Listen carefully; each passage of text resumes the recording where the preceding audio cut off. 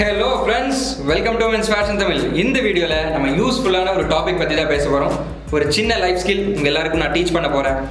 உங்களை யாராச்சும் குறை சொல்லியிருக்காங்களா அப்படின்ற கொஷின் நான் கேட்டதும், என்ன ப்ரோ குறை சொல்லாமல் யாராச்சும் இருப்பாங்களா அப்படின்றது தான் நிறைய பேரோட ஆன்சராக இருக்கும்.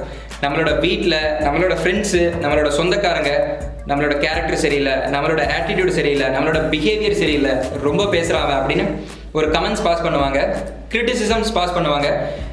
அண்ட் ரெண்டாவது சைடு எடுத்துக்கிட்டோம் அப்படின்னா நம்மளோட ப்ரொஃபஷன் ரிலேட்டடாக நம்மளை வந்து கிரிட்டிசைஸ் பண்ணுவாங்க. இவன் ஆள் சரியில்லை, இவனோட ஒர்க் சரியில்லை, ஒழுங்காக வேலை செய்கிறதில்லை அப்படின்னு கிரிட்டிசைஸ் பண்ணுவாங்க. பொதுவாக ஒரு ஆள் நம்மளை குறை சொல்கிறாங்க அப்படின்னா ரெண்டு விதமாக பொதுவாக நிறைய பேர் ரியாக்ட் பண்ணுவாங்க. ஃபஸ்ட்டு விதம் வந்து அவங்களே கஷ்டப்படுத்திப்பாங்க. ஐயோ என்னடா என்னை எப்படி சொல்லிட்டாங்களே அப்படின்னு சொல்லி அவங்களுக்குள்ள இருக்கிற அந்த பாசிட்டிவிட்டி லெவல் குறைஞ்சிரும், எனர்ஜி லெவல் எல்லாமே குறைஞ்சி அந்த நெகட்டிவ் வைவு மட்டும்தான் அவங்கள சுற்றி இருக்கும். ஐயோ என்னை குறை சொல்லிட்டாங்கடா அப்படின்னு. ரெண்டாவது டைப், என்ன குறை சொல்றதுக்கு அவன் பெரிய ஆளா, அவனே அப்படிதான், இவன்ல ஒரு ஆளா, இதெல்லாம் இதுக்கு முன்னாடியே நான் கேட்டிருக்கேன்னு சொல்லி அவங்க சொல்ற அந்த குறைய, அந்த கிரிட்டிசிசம் வந்து ஜஸ்ட் அப்படியே உதறி விட்டுருவாங்க. நான் முன்னாடி சொன்னது ரெண்டுமே தப்பு. இந்த வீடியோல ஒரு கிரிட்டிசிசமை எப்படி நம்ம வந்து மேன்லியா ஹேண்டில் பண்ணலாம், 4 எஃபெக்டிவ் வேஸ் நான் உங்ககிட்ட ஷேர் பண்ண போகிறேன். அண்ட் இன்னைக்கு நான் சொல்கிற 4 பாயிண்ட்ஸ் என்னுடைய பர்சனல் ஒப்பீனியன் கிடையாது. நான் வந்து ஆர்ட் ஆஃப் மேன்லினஸ்னு ஒரு யூடியூப் சேனல் அண்ட் அவங்களோட வெப்சைட்டில் போஸ்ட் பண்ணுற கண்டென்ட்ஸ் எல்லாமே ரொம்ப க்ளோஸாகவே ஃபாலோ பண்ணுறேன். அண்ட் அந்த சேனலோட ஆத்தர் பிரெட் மெக்கே மோர் தென் 10-11 இயர்ஸாக வந்து மென்ஸ் லைஃப் ஸ்டைல் ரிலேட்டடான டாபிக்ஸ் போஸ்ட் பண்ணிகிட்டே இருக்காரு. ஸோ இந்த வீடியோ என்னோட கண்ணில் பட்டுச்சு. அண்ட் அவர் சொன்ன அந்த 4 ஐடியாஸ், எப்படி மற்றவங்க நம்மளை குறை சொன்னால் எப்படி அதை ஹேண்டில் பண்ணுறதுன்னு 4 எஃபெக்டிவான ஐடியாஸ் சொல்லியிருக்காரு. ஸோ உங்ககிட்ட நான் ஷேர் பண்ணுறேன், உங்களுக்கும் யூஸ்ஃபுல்லாக இருக்கும். அண்ட் டாபிக் நான் ஃபர்தராக பேசுறதுக்கு முன்னாடி ஜஸ்ட் ஒரு இன்ஃபோ உங்கள் எல்லாருக்கிட்டையும் சொல்லணும். D2D லேர்னிங்னு தமிழில் ஒரு சேனல் இருக்குது, டிட்டர்மினேஷன் டு டெஸ்டினேஷன். ஸோ அந்த சேனலில் இருக்கிற கண்டென்ட்ஸ் எடுத்துக்கிட்டோம் அப்படின்னா இந்த க்ரூமிங், ஃபிட்னஸ், ஃபேஷன் இது ரிலேட்டடாக இருக்காது. அதில் நிறைய எஜுகேஷனல் கண்டென்ட்ஸ் எல்லாமே போஸ்ட் பண்ணிட்டு இருக்காங்க அந்த சேனலோட ஆத்தர். ஸோ இந்த யூபிஎஸ்சி எக்ஸாம் மாதிரி கவர்மெண்ட் எக்ஸாம் நீங்கள் ஏதாச்சும் ட்ரை பண்ணுறீங்க அப்படின்னா தாராளமாக அந்த சேனலில் இருக்கிற வீடியோஸ் நீங்கள் பார்க்கலாம். வீடியோ அந்த யூடியூப் சேனலோட லிங்க் நான் கீழே டிஸ்கிரிப்ஷனில் கொடுக்குறேன். டைம் இருந்தால் செக் பண்ணி பாருங்கள். உங்களை நான் போய் சப்ஸ்கிரைப் பண்ணுங்கள், வீடியோஸை லைக் பண்ணுங்கள் அப்படின்னு நான் சொல்லலை. ஜஸ்ட் ஒரு தடவை போய் பாருங்கள்.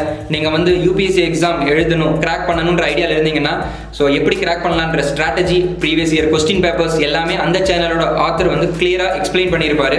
அதே மாதிரி உங்களோட ஃப்ரெண்ட்ஸ், ரிலேட்டிவ்ஸ் யாராச்சும் இந்த மாதிரி எக்ஸாமினேஷன்ஸ்க்கு ட்ரை பண்ணுறாங்க அப்படின்னா அவங்க எல்லாருக்கும் யூஸ்ஃபுல்லாக இருக்கும். ஜஸ்ட் ஒரு ஷேர் பண்ணி விடுங்க. சேனலோட லிங்க் கீழே டிஸ்கிரிப்ஷனில் இருக்கும், மறக்காமல் செக் பண்ணி பாருங்கள். And okay friends, coming back to the topic, how to handle criticism. First நான் உங்கள் எல்லாருக்கும் ஷேர் பண்ணுற நம்பர் 1 டிப், ஃபஸ்ட்டு நம்ம சேஞ்ச் பண்ண வேண்டியது நம்மளோட மைண்ட் செட். நம்மளை யாராச்சும் குறை சொல்கிறாங்க, ஏதாச்சும் ஒரு கமெண்ட்ஸ் பாஸ் பண்ணும்போது அவன் என்னை குறை சொல்லிட்டான், அவன் என்னை கிரிட்டிசைஸ் பண்ணிட்டான், அவன் நான் விமர்சிக்கிறான் அப்படின்னு நம்மளோட மைண்டில் வந்து ரெஜிஸ்டர் ஆகக்கூடாது. அதுக்கு பதிலாக அவங்க சொல்கிற கமெண்ட்ஸை நம்ம வந்து ஃபீட்பேக்காக எடுத்துக்கணும். அண்ட் ஃபீட்பேக் அப்படி நான் சொல்கிறது, நீங்கள் ஆன்லைனில் ஷாப்பிங் போனாலும் சரி, இல்லை ஆஃப்லைனில் ஏதாச்சும் செமினார், எங்கேயாச்சும் ஒரு இடத்துல போய் ஒரு மீட்டிங் அட்டன் பண்ணுறீங்கனாலும் சரி, மீட்டிங் முடிஞ்சதும் ஃபீட்பேக் ஃபார்ம்னு சொல்லிட்டு ஒன்று கொடுப்பாங்க. என்னோட ப்ரெசன்டேஷன் எப்படி இருந்தது, போரிங்காக இருந்துச்சா இல்லை சாட்டிஸ்ஃபைடாக இருந்துச்சா. அது ஏன் அந்த கிளாஸ் கண்டக்ட் பண்ணுறவங்க கேட்குறாங்க அப்படின்னா அவங்களுடைய ஸ்கில்ஸை இம்ப்ரூவ் பண்ணுறதுக்காக அந்த ஃபீட்பேக் ஃபார்ம் கேட்குறாங்க. ஏதாச்சும் குறை நீங்கள் சொன்னீங்கன்னா அதை அனலைஸ் பண்ணி அவங்க கரெக்ட் பண்ணுவாங்க. சேம் டெக்னிக் நம்ம யூஸ் பண்ணணும். ஃபார் எக்ஸாம்பிள், இப்போ யாராச்சும் வந்து ஒரு கமெண்ட்ஸ் பாஸ் பண்ணுறாங்க, பப்ளிக் பிளேஸில் இப்படி பிஹேவ் பண்ணுறது தான் இவனோட வேலையே, எப்போ பார்த்தாலும் லேட்டாக வர்றது தான் இவனோட வேலையே அப்படின்னு நம்மளை யாராச்சும் குறை சொல்லும்போது அதை குறையாக எடுத்துக்கிறதும் ஃபீட்பேக்காக எடுத்துக்கிறதும் நம்ம கையில் இருக்குது. டீப் டவுன் நம்ம அந்த சென்டென்ஸ் இன்னொரு தடவை வாசிச்சு நான் காமிக்கிறேன். இவனுக்கு எப்போ பார்த்தாலும் லேட்டாக வர்றதா வேலையே அப்படின்னு அவங்க கமெண்ட்ஸ் ஏன் பாஸ் பண்ணுறாங்க, நம்ம லேட்டாக வர்றதுனால பாஸ் பண்ணுறாங்க. அதை குறைய எடுத்துக்காமல் ஃபீட்பேக்காக எடுத்துக்கிட்டோம் அப்படின்னா சின்ன சின்ன அட்ஜஸ்ட்மெண்ட்ஸ் நம்மளோட கேரக்டரில் நம்ம பண்ணும்போது நம்மளோட ஓவரால் பர்சனாலிட்டி டெவலப்மெண்ட் கொஞ்சம் நாளில் நெக்ஸ்ட் லெவலில் இருக்கும். அதுக்கு பதிலாக நான் இப்படி தான் இருப்பேன் அப்படின்னு அந்த கிரிட்டிசிசமை நம்ம உதறி விட்டுட்டோம் அப்படின்னா நம்ம பர்சனாலிட்டி வந்து டெவலப் ஆகாது. ரெண்டாவது டிப், ஃபஸ்ட்டு டிப்போட ஒரு கண்டினியூஷன் தான். யாராச்சும் நம்மளை குறை சொல்கிறாங்க அப்படின்னா மேபி நம்மளோட பிஹேவியர் ரிலேட்டடாக, நம்மளோட கேரக்டர், நம்மளோட ஆட்டிடியூட், ஸோ ஏதாச்சும் ரிலேட்டடாக, இல்லை நம்மளோட ஒர்க் ரிலேட்டடாக, இவன் பண்ணுற ஒர்க் சாட்டிஸ்ஃபைடாக இல்லை, இவன் லாஸ்ட் மினிட்ல தான் எல்லா ஒர்க்கும் பண்ணுவான், இவன் சோம்பேறி, ஏதாச்சும் ஒரு கமெண்ட்ஸ் பாஸ் பண்ணுறாங்க அப்படின்னா நம்ம மேலே தப்பு இருந்துச்சு அப்படின்னா அதை அக்செப்ட் பண்ணுற அளவுக்கு பக்குவம் நமக்கு இருக்கணும். அதை விட்டுட்டு எப்போ பார்த்தாலும் இந்த ஆளுக்கு குறை சொல்கிறது தான் வேலைன்னு நம்ம பாஸையும், வீட்டில் யாராச்சும் குறை சொல்கிறாங்கன்னா எப்போ பார்த்தாலும் எங்கள் அம்மாவுக்கு இதுதான் வேலை, எப்போ பார்த்தாலும் என் ஃப்ரெண்ட்ஸுக்கு இதுதான் வேலைன்னு நம்ம அவங்கள குறை சொல்லக்கூடாது. பெட்டர் நம்ம டீப் டவுன் ஒரு டீப் பிரீத் எடுத்து நம்ம யோசிக்கணும், அவங்க ஏன் நம்மளை குறை சொல்கிறாங்க, நம்ம மேலே ஏதாச்சும் மிஸ்டேக் இருக்கா அப்படின்றத நம்ம ஐடென்டிஃபை பண்ணி ரெக்டிஃபை பண்ணணும். ஃபர்ஸ்ட் ஆஃப் ஆல் அந்த மனப்பக்குவத்தை நீங்கள் வளர்த்துக்கணும். தேர்டு ரொம்ப முக்கியமான பாயிண்ட், எல்லா கிரிட்டிசிசமும், அதாவது எல்லாரும் குறை சொன்னா நான் கேட்கணுமா ப்ரோனா? கண்டிப்பா கிடையாது. கிரிட்டிசிசம்ல 2 டைப் இருக்கு. ஒன்று வந்து கன்ஸ்ட்ரக்டிவ் கிரிட்டிசிசம், இன்னொன்று வந்து டிஸ்ட்ரக்டிவ் கிரிட்டிசிசம். கன்ஸ்ட்ரக்டிவ்க்கு நான் ஒரு சின்ன எக்ஸாம்பிள் சொல்லிடுறேன். ஒரு யூடியூப் கிரியேட்டராக இருந்தால் இந்த 2 கிரிட்டிசிசமுக்கும் டிஃப்ரென்ஸ் கிளியராக நம்ம அண்டர்ஸ்டாண்ட் பண்ணியிருக்கணும்.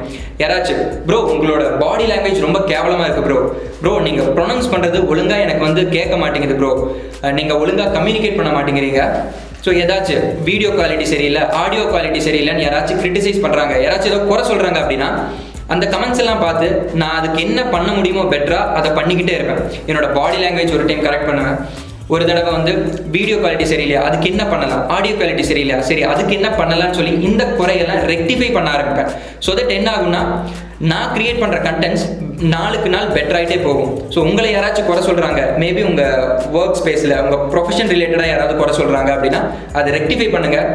இல்லை உங்கள் கேரக்டர் வைஸ் உங்களை யாராச்சும் குறை சொல்கிறாங்க அப்படின்னா ஸோ முடிஞ்ச அளவுக்கு எஃபர்ட் போட்டு உங்களோட பர்சனாலிட்டி டெவலப் பண்ணுங்கள்.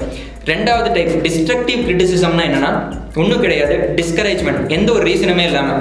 ஃபார் எக்ஸாம்பிள், நீ எல்லாம் இதுக்கு சேனல் வச்சிருக்க, சேனலில் முடி போடா நிறைய பேர் சொல்லியிருக்காங்க, போடா அப்படின்னு கெட்ட வார்த்தை திட்டியிருக்காங்க.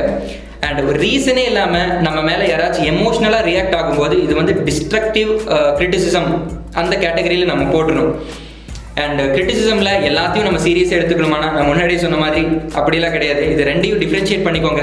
நமக்கு யூஸ்ஃபுல்லாக இருக்குது, ஒரு ரீசனோட நம்மளை குறை சொல்கிறாங்க அப்படின்னா அதை நம்ம ரெக்டிஃபை பண்ணணும். ரீசனே இல்லாமல் நம்மளை திட்டுறாங்க அப்படின்னா ஜஸ்ட் அதை நம்ம காது கேட்காத தவளை மாதிரி அப்படியே போயிட்டே இருக்கும். அண்ட் ஃப்ரெண்ட்ஸ், இந்த வீடியோட லாஸ்ட் பாயிண்ட்டுக்கு வந்துட்டோம்.